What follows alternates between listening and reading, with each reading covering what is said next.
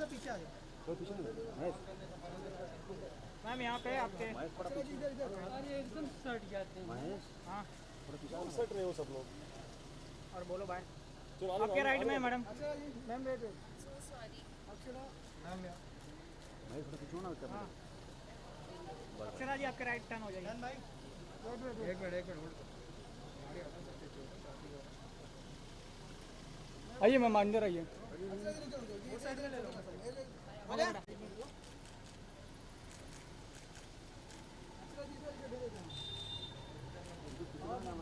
Mahesh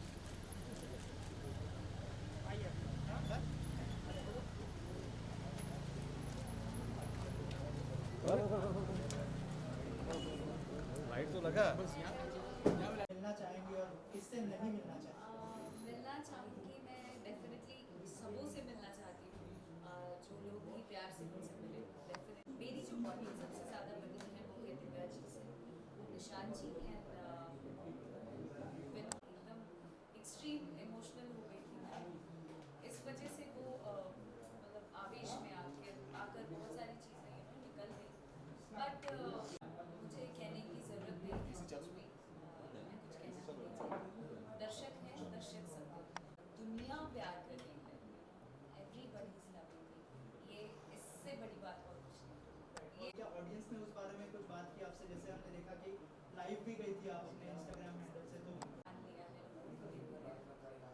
people are crazy मतलब मेरे इस व्यक्तित्व को देखकर लोगों ने बहुत प्यार दिया है प्रोजेक्ट्स हैं जिनका जानना चाहता अपकमिंग प्रोजेक्ट्स में बहुत सारे पेंडिंग थे बहुत सारे 3 महीने में तो उस पर लगना है उस पर ही काम चल रहा है अलॉन्ग विद दैट गाबा के साथ जैसा हमने भोजपुरी सॉन्ग्स या मैं जिस तरीके के गाने गाती हूँ वो आने वाले हैं बहुत जल्द वो भी मेरे ऑफिशियल चैनल से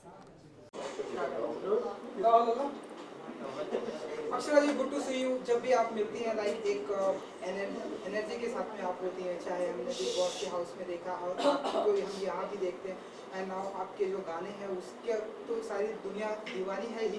तो आप बताइए कि कैसी रही जर्नी ये बिग बॉस?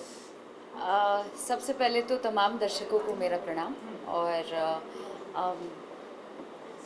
बिग बॉस की जर्नी बेहद बहुत बहुत बहुत ज़्यादा खूबसूरत रही है बहुत सारे अनुभव को लेकर निकली हूँ और बहुत सारी सीख कर निकली हूँ और बहुत ही आई एम सो थैंकफुल कि मुझे इतने बड़े प्लेटफॉर्म पर जाने का मौका मिला और आज ना ही सिर्फ बिहार झारखंड यूपी के लोग मुझे जानते हैं पूरे भारतवर्ष में लोग मुझे जान रहे हैं और अपना प्यार दे रहे हैं इससे बड़ी बात और इससे बड़ी उपलब्धि और कुछ नहीं।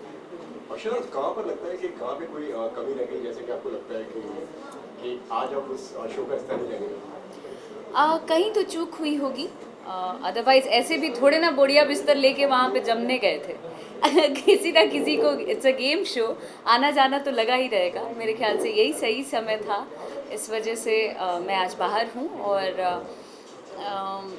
कहीं चूक हुई होगी मे बी। बिग बॉस में जाने से पहले क्या सोचा था और जाने के बाद क्या हुआ? बिग बॉस में जाने से पहले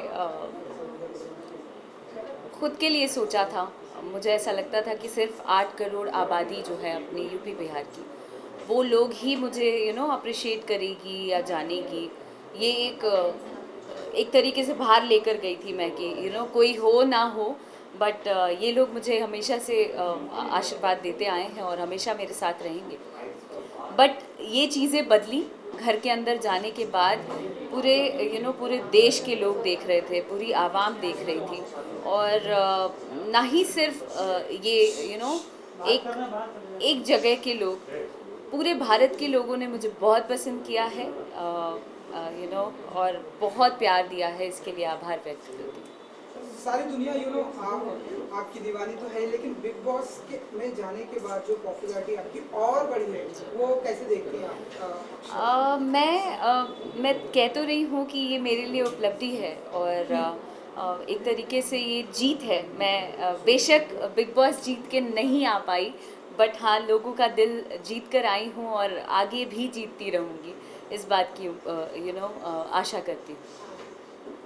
सो आने वाले दिनों में और हमें आपको किस तरह के प्रोजेक्ट हम देखेंगे, क्योंकि आप जो भी करती हैं वो एक हमारे मार्केट में एक सवाल हो जाता है, so, आपकी तरफ से हम क्या कुछ देखेंगे? मेरी तरफ से अभी बहुत जल्द बी प्राक जी के साथ गाना आने वाला है, उसके अलावा गाबा के साथ एंड मेरे खुद के गाने बहुत सारे आ रहे हैं मेरे ऑफिशियल यूट्यूब चैनल पर, और बहुत सारी फिल्में हैं। निरहुआ जी के साथ एक फ़िल्म है जो बहुत जल्द रिलीज़ होने वाली है।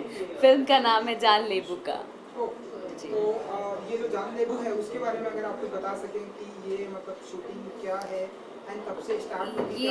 ये शूट हमने कंप्लीट कर लिया है और मेरे आने की देर थी। हमने डबिंग भी कंप्लीट कर लिया है और अब बहुत जल्द रिलीज़ होने वाली है। इसका ट्रेलर आ चुका है यूट्यूब चैनल पर और बहुत जल्द ये आप लोगों के बीच में। बिग बॉस के घर में फेमिनिज्म को लेके बहुत कंट्रोवर्सी चल रहा है, हाँ। उस पर आप क्या करोगे? फेमिनिज्म को लेकर कंट्रोवर्सीज तो बहुत ज़्यादा हैं, लेकिन वहाँ पे कुछ ऐसी भी महिलाएं हैं जो फेमिनिज्म के लिए खड़ी तो होती हैं, बट डगरा पर का बैगन टाइप्स, कभी इधर कभी इधर, तो स्ट्रांगली नहीं खड़ी हो पाती हैं, बट दूसरों को दोषारोपण देने में वो लोग सबसे आगे हैं। तो ये मेरे साथ भी हो चुका है। जिस दिन मैं निकल रही थी कई सारे आरोप मुझ पर लगा दिए गए जो कि सही नहीं थे, कई हद तक गलत थे, और मुझे लगा कि अगर गलती मैंने की है या मेरे बातों से जिस परिवेश का भी थोड़ा बहुत असर होता है, जिस जगह से आप बिलोंग करते हैं, हो सकता है अलग अलग जगहों की अलग अलग भाषा है, तो शायद वो चीज़ें बुरी लगे। मैं ये नहीं कहती कि मैं एकदम सही हूँ, तो जहाँ गलती हुई मुझे लगा कि मुझे माफ़ी मांगनी चाहिए और मैं क्षमा प्रार्थी हूँ अब भी। बट बहुत सारी महिलाएं वहाँ ये इतनी भी अपनी बातें जो कहती हैं, अक्सर अपने शरीर के अंगों का नाम लेकर गाली देती हैं और वो गाली दूसरों को देती हैं और उसमें भी फ़ख्र महसूस करती हैं। तो ये कहाँ का फेमिनिज्म है, मुझे ये जानना है, और मैं काफ़ी दिन से ये जानना चाहती हूँ। घर के अंदर भी थी तो मैंने ये सवाल किया था कि आप लोग आम भाषा में गालियों का प्रयोग करते हैं और अपने ही शरीर के अंगों का नाम लेते हैं। शेमफुल मेरे ख्याल से। अगर आप फेमिनिज्म की बात करें तो आपको भी अपना मर्यादा और अपना दायरा पता होना चाहिए। कई बार बिग बॉस में आपकी लैंग्वेज को लेकर और हिंदी और इंग्लिश को लेकर भी इस तरह की काफी बार उसको लेकर विवाद हुआ है, तो उस पर क्या टेक है आपका, उस पर आप क्या कहना चाहेंगे? बिग बॉस एक हिंदी शो है कि नहीं?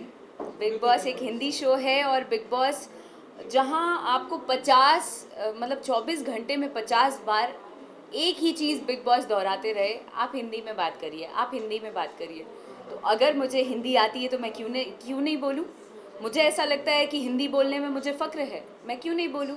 आपको अगर इंग्लिश बोलने से आपकी हाई सोसाइटी और हाई प्रोफाइल आप व्यक्त कर सकते हैं अपने आप को, तो मैं हिंदी बोलकर अपने आप को उतना ही ज़्यादा प्राउड फील कर सकती हूँ और मैं हिंदी में ही अपने जज्बातों को रख सकती हूँ।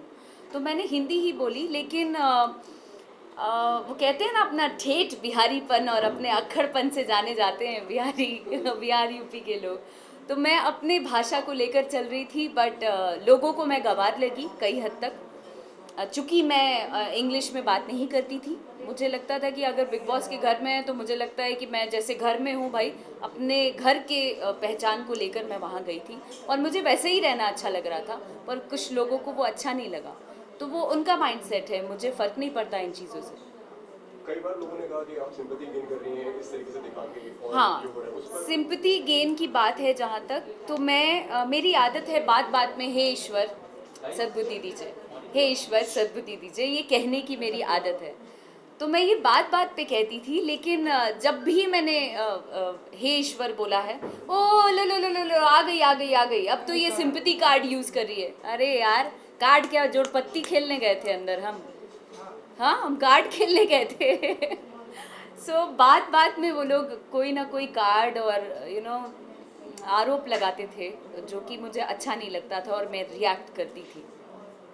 बिग बॉस में लव स्टोरी चल रही है, तो आपको क्या लगता है कि बिग बॉस में मुझे फेक लगता है और मैं उनके लिए ना ईश्वर से प्रार्थना करना चाहती हूँ कि वो जब बाहर आएँ तो इसको अगर कंटिन्यू 1 महीने कर लें तो मैं उनको दाद दूंगी। ये जो आपकी जो मतलब जो हमारी बिहार एंड यूपी की जो लैंग्वेज, इस बारे मैंने बिग बॉस ये ज़्यादा फॉलो नहीं किया, अपनी भी लैंग्वेज सिखाई आपने वहाँ पर जिस तरह से मैं बता रही हूँ, जितने दिन मैं घर के अंदर थी मेरे रंग में लोग रंगे हुए थे। जब भी हमसे बात करने आ रहे थे हमसे हमारी भाषा में बात करते थे, और यही एक तरीके से जीत है। और जहाँ मैं आप, सम्मान और जनाब से बात करती थी, लोगों को देखा कई बार तू तड़ाक और एक दूसरे को गाली देना सब करते थे, लेकिन जब भी मेरे तक आते थे, अक्षरा जी आप कैसी हैं, अक्षरा जी आप क्या कर रही हैं, ऐसे ही आप जनाब से बात किया। और यही इस चीज़ की मैं शुक्रगुजार हूँ कि यही मैं हूँ, और इसी रंग में मैंने सबको रंगा। तो जो भोजपुरी के जो सुपरस्टार हैं उनकी तरफ से आपको कितना अप्रिशिएट मिल रहा है, कितना वहाँ से सपोर्ट मिल रहा है आपकी लैंग्वेज में जो आप बोलती हैं उस लैंग्वेज में, अगर आप बता सकें? भोजपुरी में बहुत प्यार मिला लोगों का, और दर्शकों के साथ साथ भोजपुरी इंडस्ट्री के जितने एक्टर एक्ट्रेसेस हैं उन लोगों का भी बहुत साथ मिला। और मतलब ये अलग बात बा कि घर के बाहर बानी तक केहू साथ नहीं खे देत, लेकिन घर के अंदर गई बानी तो जहाँ यूपी बिहार के बात आ गई तब तो साथ देवे के पड़ी, हंस के चाहे रो के देवे के पड़ी। तो लोगों ने दिया, और ये मेरे ख्याल से बहुत ज़्यादा मतलब खुशी है मुझे इस बात की। बिल्कुल बिल्कुल, हम सब प्रेस वाले हमेशा तुम्हारे साथ रहा। एक्चुअली मैं तो बोलता हूँ अवधी आती है, हम अवधी बोलते हैं, तो इसलिए मेरी जो लैंग्वेज है वो अवधी है। तो सब कोई जहाँ भिन्न भिन्न क्षेत्रों से आए लोग अगर एक होकर लड़ सकते हैं, या किसी बिहार यूपी से गई लड़की को एक किनारे दरकिनार कर देते हैं, तो हम सब बिहार यूपी के लोग क्यों नहीं एक तरफ होकर एक होकर क्यों नहीं अपने लिए लड़ें। बिल्कुल बिल्कुल। सो आपके अंदाज में जो आपका फेवरेट गाना होता है, मतलब मैं एक्चुअली बहुत दीवाना हूँ आपके गानों का, तो अगर आप फ्यू लाइंस सुना सकें, अगर आप जाते जाते। कौन सा जो आपका अभी ये गाना हिट हुआ है, इधर आने का नहीं, वो गाना गाते हैं। ये हमेशा गाते हैं। Thank you. पहले आप हम पे मरते हैं, फिर हम आप पे मरते हैं, जब हम आप पे मरते हैं तब आप कहीं और मरते हैं। कहते हो बुलाती है जाने का नहीं, हाँ जाने का नहीं, तो सुन हम बुलाइबे नहीं किए, इधर आने का नहीं, मैंने ना बुलाया इधर आने का नहीं, सुन मैंने ना बुलाया इधर आने का नहीं, हाँ आने का नहीं। और साथ ही मैं सारे दर्शकों को कहना चाहती हूँ कि अब तक जो भी छोटा मोटा नाम और मुकाम बना पाई हूँ, अपना आशीर्वाद अपना प्यार यूं ही बरकरार रखिएगा। और जाते जाते 2 लाइन कि मुझे इसका गम नहीं कि बदल गया ज़माना, मुझे इसका गम नहीं कि बदल गया ज़माना, मेरी ज़िंदगी है तुमसे कहीं तुम बदलना जाना। Thank you so much, thank you so much, thank you very much, thank you.